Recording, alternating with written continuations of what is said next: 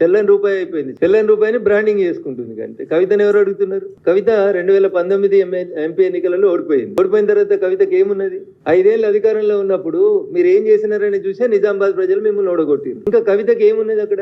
ఏం లేదు. కష్టపడేదో నాన్న ప్రేమనో కొట్లాడనో ఏడ్స్తోటో ఎమ్మెల్సీ తెచ్చుకున్నారు. ఇవాళ చెల్లకుండా పోయినటువంటి కవిత గారు జనబాహల్యం లోపల పోటీ చేస్తే ప్రజలు ఆదరిస్తలేరని చెప్పి వచ్చి సెల్ఫ్ బ్రాండింగ్ పంచాయతీ ఏముంది? ఏం గొప్ప చేసిందని కవిత? బతుకమ్మ ఆడినా, తెలంగాణ భావ వ్యాప్తి చేసిన చెల్లె నువ్వు ఉట్టే కంటే ముందు నుంచి ఉంది కదా బతుకమ్మ. నిజాం సర్కరోడు మా ఆడబిడ్డల్ని చీరలు ఇప్పించి బతుకమ్మ ఆడిరనే పంచాయతీ తెలంగాణ ఉద్యమ చరిత్రలో ఉంది కదా. చెల్లె బతుకమ్మ ఆడితే బతుకమ్మ, బతుకమ్మ ఆడకపోతే బతుకమ్మ కాదనేది ఎవరు చెప్పారు? So there is no brand for Kavitha, no brand for KTR, nothing is there for TRS. ఏం లేదు టీఆర్ఎస్ కి, ఏమి లేదు కాబట్టి ఏదో ఉన్నట్టు చూపించుకోవాలి. చూపించుకోవడం కోసం చెల్లని దుడ్డుని ఏదో చేసిరని చెప్తారు ఊర్లలో. పక్క తెలంగాణ భాషలు చెప్పాలంటే, కేసీఆర్ గారి భాషలు చెప్పాలంటే అది చెల్లని దుడ్డు, చెల్లని రూపాయి. చెల్లని రూపాయికి బ్రాండింగ్ చేసుకునేటువంటి ప్రయత్నము, దానికి మీడియా లోపల స్పేస్ మేమే ఉండాలి. అయితే మా అన్న ఉండాలి మీడియాలో, లేకపోతే నేను ఉండాలి, మా పార్టీ ఉండాలి. ఇతరులు ఎవరు ఉండొద్దు, ఇతరుల గురించి చర్చ జరగవద్దు. ఈ చెల్లని రూపాయల పంచాయతీలను తీసుకొని వచ్చి దానికి ఏదో గొప్పగా చేసుకుంటూ వస్తారు. ఏం చేసింది కవిత? నేను స్ట్రైట్ గా అడుగుతున్నా. ఈ అమరుల కుటుంబాన్ని పరామర్శించిందా? ఈ అమరుల కుటుంబాన్ని ఆదుకున్నావా? అరే మా జిల్లాలో నాలకల్ మండలం లోపల ఒక సోదరుడు చచ్చిపోయిండు.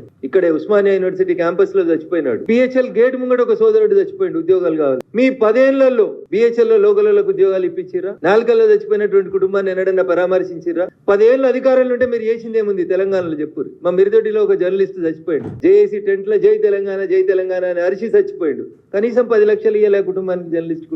ఏం చేశారు మీరు అధికారంలో ఉన్న 10 ఏళ్ళు? పైసలు సంపాదించుకున్నారు, ఆస్తులు పెంచుకున్నారు తప్ప జనానికి వాస్తవాలు అర్థమైన తర్వాత మిమ్మల్ని వద్దని అనుకున్నారు జనం. వాళ్ళు బ్రాండింగ్ చేసుకోవడం కోసం టూ క్వైట్ కాంట్రడిక్టరీ స్టేట్మెంట్స్ చెప్తున్నారు కవిత గారు. ఒకసారి ఏమంటున్నారు?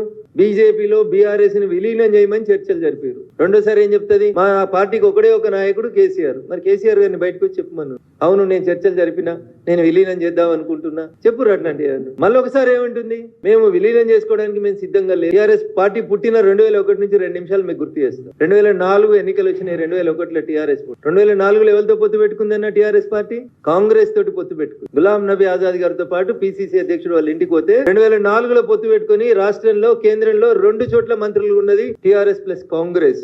ఆ తర్వాత 2009 వచ్చిందన్న. 2009 రాగానే క్వైట్ కాంట్రడిక్టరీ. అప్పటిదాకా తిట్టిన సిపిఎం తోటి పొత్తు పెట్టుకున్నారు, సిపిఐ తో పొత్తు పెట్టుకున్నారు, తెలుగుదేశం పార్టీతో పొత్తు పెట్టుకున్నారు, మహాకూటమి అని చెప్పి పొత్తు పెట్టుకున్నారు. పొత్తులు మీరే పెట్టుకుంటారు. 2004లో ఒక పొత్తు, 2009లో ఒక పొత్తు, 2014 తెలంగాణ వచ్చింది. ఏం చేసిర్రు?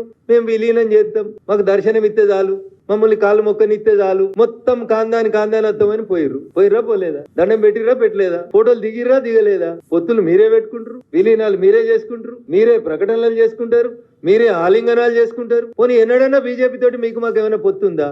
ఇవాళ ఈ రాష్ట్రంలో భారతీయ జనతా పార్టీ ఒంటరిగా ఎదుగుతున్న బీజేపీని చేసేందుకు చెత్త పంచాయతీలు, చెత్త స్టోరీలు తప్ప ఏముందన్న అందులో? ఎవరు అడిగారు నేను విలీనాన్ని? ఎవరు అడిగారు నేను పొత్తు పెట్టుకోమని? నీతో పొత్తు పెట్టుకోవాల్సిన అవసరం చెల్లని రూపాయి అయిపోయింది. చెల్లని రూపాయిని బ్రాండింగ్ చేసుకుంటుంది. అంటే కవితను ఎవరు అడుగుతున్నారు? కవిత 2019 ఎంపీ ఎన్నికలలో ఓడిపోయిన తర్వాత కవితకి ఏమున్నది? 5 ఏళ్ళు అధికారంలో ఉన్నప్పుడు మీరు ఏం చేసినారని చూసే నిజామాబాద్ ప్రజలు మిమ్మల్ని ఓడగొట్టిరు. ఇంకా కవితకి ఏమున్నది అక్కడ? ఏం లేదు. కష్టపడేదో నాన్న ప్రేమనో కొట్లాడనో ఏడ్స్తోటో ఎమ్మెల్సీ తెచ్చుకున్నారు.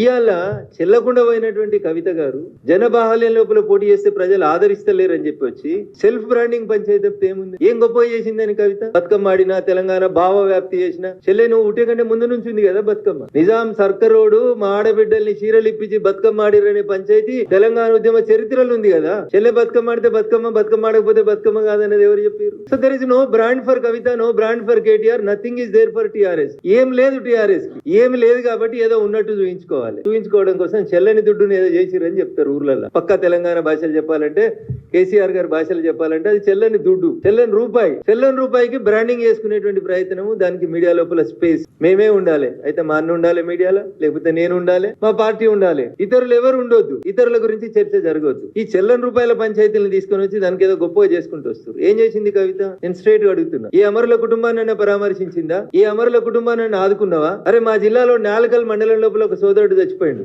ఇక్కడే ఉస్మానియా యూనివర్సిటీ క్యాంపస్ లో చచ్చిపోయినాడు. బిహెచ్ఎల్ గేట్ ముంగడ ఒక సోదరుడు చచ్చిపోయిండు. ఉద్యోగాలు కావాలి. మీ 10 ఏళ్లలో బిహెచ్ఎల్ లో లోకలకు ఉద్యోగాలు ఇప్పించిరా? నాలుకల్లో చచ్చిపోయినటువంటి కుటుంబాన్ని ఎన్నడన్నా పరామర్శించిరా? 10 ఏళ్ళు అధికారంలో ఉంటే మీరు చేసింది ఏముంది తెలంగాణలో చెప్పురు. మా మిరిదొడ్డిలో ఒక జర్నలిస్ట్ చచ్చిపోయాడు. జేఏసీ టెంట్ లో జై తెలంగాణ అని అరిచి చచ్చిపోయాడు. కనీసం 10 లక్షలు ఇయ్యలే కుటుంబానికి జర్నలిస్ట్ ఏం చేశారు మీరు అధికారంలో ఉన్న 10 ఏళ్ళు? పైసలు సంపాదించుకున్నారు, ఆస్తులు పెంచుకున్నారు తప్ప జనానికి వాస్తవాలు అర్థమైన తర్వాత మిమ్మల్ని వద్దని అనుకున్నారు జనం. వాళ్ళని వాళ్ళు బ్రాండింగ్ చేసుకోవడం కోసం టూ క్వైట్ కాంట్రడిక్టరీ స్టేట్మెంట్స్ చెప్తున్నారు కవిత గారు. ఒకసారి ఏమంటున్నారు, బీజేపీలో బీఆర్ఎస్ ని విలీనం చేయమని చర్చలు జరిపారు. రెండోసారి ఏం చెప్తుంది, మా పార్టీకి ఒకడే ఒక నాయకుడు కేసీఆర్. మరి కేసీఆర్ గారిని బయటకు వచ్చి చెప్పమను, అవును నేను చర్చలు జరిపినా, నేను విలీనం చేద్దాం అనుకుంటున్నా చెప్పురు అట్లాంటి. మళ్ళీ ఒకసారి ఏమంటుంది, మేము విలీనం చేసుకోవడానికి మేము సిద్ధంగా లేదు. టీఆర్ఎస్ పార్టీ పుట్టిన 2001 నుంచి 2 నిమిషాలు మీకు గుర్తు చేస్తాం. 2004 ఎన్నికలు వచ్చినాయి. 2001లో టీఆర్ఎస్ 2004లో ఎవరితో పొత్తు పెట్టుకుందన్న టీఆర్ఎస్ పార్టీ? కాంగ్రెస్ తోటి పొత్తు పెట్టుకుంది. గులాం నబీ ఆజాద్ గారితో పాటు పిసిసి అధ్యక్షుడు వాళ్ళ ఇంటికి పోతే 2004లో పొత్తు పెట్టుకుని రాష్ట్రంలో కేంద్రంలో 2 చోట్ల మంత్రులు ఉన్నది టీఆర్ఎస్ ప్లస్ కాంగ్రెస్. ఆ తర్వాత 2009 వచ్చిందన్న. 2009 రాగానే క్వైట్ కాంట్రడిక్టరీ. అప్పటిదాకా తిట్టిన సిపిఎం తోటి పొత్తు పెట్టుకున్నారు, సిపిఐ తో పొత్తు పెట్టుకున్నారు, తెలుగుదేశం పార్టీతో పొత్తు పెట్టుకున్నారు, మహాకూటమి అని చెప్పి పొత్తు పెట్టుకున్నారు. పొత్తులు మీరే పెట్టుకుంటారు. 2004లో ఒక పొత్తు, 2009లో ఒక పొత్తు, 2014 తెలంగాణ వచ్చింది. ఏం చేసిర్రు, మేము విలీనం చేస్తాం, మాకు దర్శనం ఇస్తే చాలు, మమ్మల్ని కాళ్ళు మొక్కనిస్తే చాలు, మొత్తం కాందాని వస్తామని పోయిర్రా పోలేదా? దండం పెట్టిర్రా పెట్టలేదా? ఫోటోలు దిగిర్రా దిగలేదా? పొత్తులు మీరే పెట్టుకుంటారు, విలీనాలు మీరే చేసుకుంటారు, మీరే ప్రకటనలు చేసుకుంటారు, మీరే ఆలింగనాలు చేసుకుంటారు. పోనీ ఎన్నడన్నా బీజేపీ తోటి మీకు మాకు ఏమైనా పొత్తుందా? ఇవాళ ఈ రాష్ట్రంలో భారతీయ జనతా పార్టీ ఒంటరిగా ఎదుగుతున్న బీజేపీని చేసేందుకు చెత్త పంచాయతీలు, చెత్త స్టోరీలు తప్ప ఏముందన్న అందులో? ఎవరు అడిగారు నేను విలీనాన్ని? ఎవరు అడిగారు నేను పొత్తు పెట్టుకోమని? నీతో పొత్తు పెట్టుకోవాల్సిన అవసరం